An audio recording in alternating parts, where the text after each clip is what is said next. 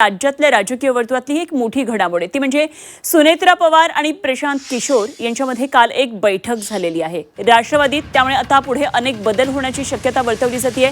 पक्ष बांधणीसह संघटनेमध्ये मोठे बदल होतील की काय अशा प्रकारे एक राजकीय वर्तुळामध्ये चर्चा सुरू झालेली आहे। अंतर्गत राष्ट्रवादीमध्ये चर्चा झालेली आहे।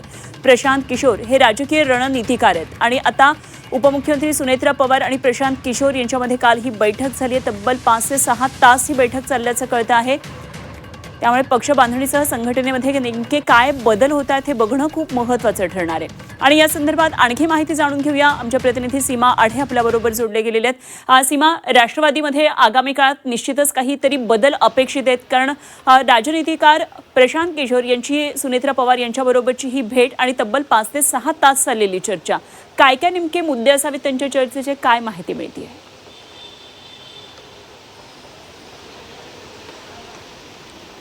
नक्कीच अनुपमा, कालची देवगिरीवर झालेली बैठक ही अतिशय महत्त्वाची होती। रणनीतिकार प्रशांत किशोर यांच्यासोबत देवगिरी या बंगल्यावरती सुनेत्रा पवार, पार्थ पवार आणि ऑनलाईन जय पवार देखील या बैठकीला उपस्थित होते अशी सूत्रांची माहिती आहे।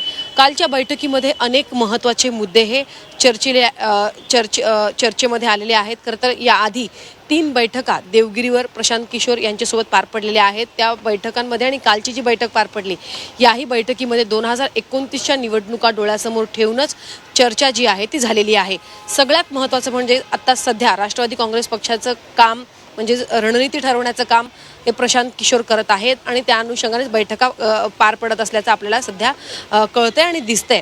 कालची जी बैठक पार पडली या बैठकीमध्ये भविष्यात अनेक मोठे बदल हे राष्ट्रवादी काँग्रेस पक्षामध्ये होणार आहेत आणि ते बदल करणं किती गरजेचं आहे हे कालच्या बैठकीमध्ये प्रशांत किशोर यांनी सुनेत्रा पवार आणि पार्थ पवार यांना सांगितलं। त्यामुळे लवकरात लवकर अनेक नेत्यांना वेगवेगळ्या जबाबदाऱ्या आणि सोबतच सगळ्यात महत्त्वाचं म्हणजे की जे आमदार आहे सध्या आपापल्या मतदारसंघांमध्ये काम करत आहेत, तर त्यामुळे ते कशा पद्धतीने काम करत आहेत त्याचा एक सर्वे जो करायला पाहिजे तो त्या सर्वेनुसारच भविष्यात त्यांना त्यांच्या संदर्भातला निर्णय जो आहे तो पक्ष म्हणून आपण घेऊ शकतो। आणि सध्या सूत्रांकडनं जी माहिती मिळत आहे त्यानुसार आता जसं मी म्हणाले की मोठ्या नेत्यांबाबत देखील प्रशांत किशोर हे आगामी दिवसात सुनेत्रा पवार यांना निर्णय घेण्यासंदर्भात कालच्या बैठकीमध्ये चर्चा झाली। त्यामध्ये प्रदेशाध्यक्षासंदर्भात एक मोठा सुतोवाच प्रशांत किशोर यांनी कालच्या बैठकीमध्ये केला, कारण की मागच्या 3 बैठकीमध्ये प्रशांत किशोर यांनी ज्या ज्या गोष्टी सुचवलेल्या होत्या राज्य पातळीवरती त्या झालेल्या नाहीत।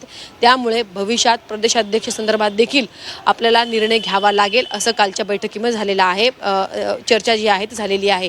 प्रदेशाध्यक्षपदी सध्या सुनील तटकरे आहेत, त्यामुळे सुनील तटकरे संदर्भात देखील पक्षाला भविष्यात निर्णय घ्यावा लागेल, त्यांच्या पदाबाबत निर्णय घ्यावा लागेल अशी चर्चा जी आहे ती कालच्या बैठकीमध्ये झाल्याचं कळतं। त्यामुळे बैठक ही 4 लोकांमध्येच पार पडलेली आहे। मात्र ज्या पद्धतीने प्रदेशाध्यक्ष संदर्भात चर्चा झालेली आहे त्यामुळे पक्षामध्ये पुन्हा एकदा आपल्याला मोठे बदल जे आहेत ते पाहायला मिळतील आणि जर प्रदेशाध्यक्षाबाबतचा निर्णय भविष्यात सुनेत्रा पवार यांनी जर घेतला तर मोठी नाराजी जी आहे ती राष्ट्रवादी काँग्रेस पक्षामध्ये आपल्याला पाहायला मिळू शकते। त्यामुळे सगळ्यात महत्त्वाचा आणखी एक खरं तर महत्त्वाचा मुद्दा असा म्हणता येईल की सुनेत्रा पवारांवर गेल्या 2-3 दिवसांपासून जो एक गुंगी गुडी अशा प्रकारचा एक काँग्रेसने टीका केली आणि त्यानंतर ज्या पद्धतीनं राष्ट्रवादीने आंदोलनं केली, तर याबाबत नेमकं काय रणनीतिकार त्यांना सांगतात आणि एकंदरीतच पक्षाच्या पुढच्या बांधणीसाठी कसं नेमकं कॉन्ट्रीब्युशन त्यांच्या एकंदरीतच आयडियाज असणार हे बघणं खूप महत्त्वाचं ठरणार आहे। सीमा, धन्यवाद दिलेल्या सगळ्या सविस्तर माहितीसाठी।